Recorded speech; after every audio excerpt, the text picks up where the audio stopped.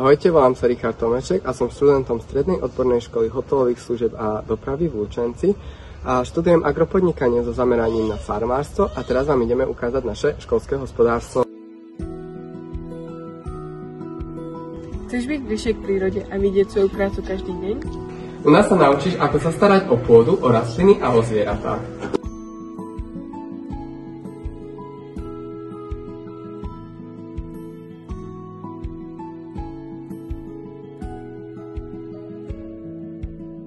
Farmárstvo nie je len práca, je to životný štýl, ktorý má zmysel.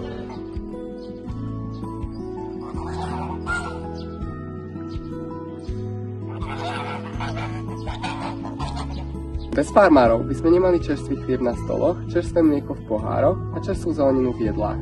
Agropodnikanie má zmysel pre našu budúcnosť. V našej škole sa zaoberáme aj zdravou výživou, preto na školskom hospodárstve pestujeme rôzne plodiny.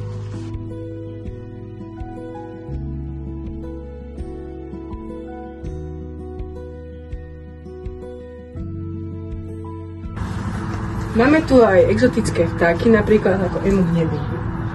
Naučíš sa pracovať s modernou poľnohospodárskou technikou a zistíš, ako hospodáriť. Získaš praktické skúsenosti priamo na poli.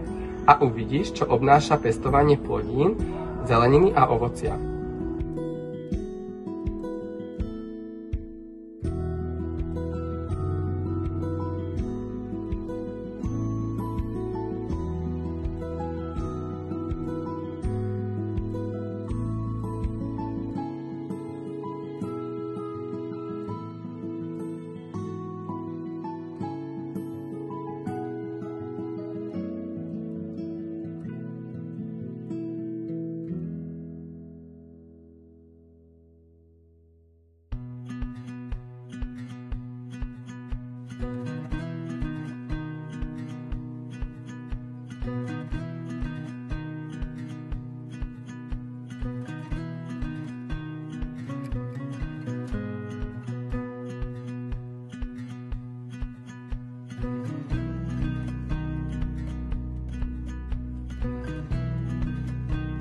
Ďakujeme za pozrietie tohto videa. A tešíme sa na každého nového prváka. Ahojte.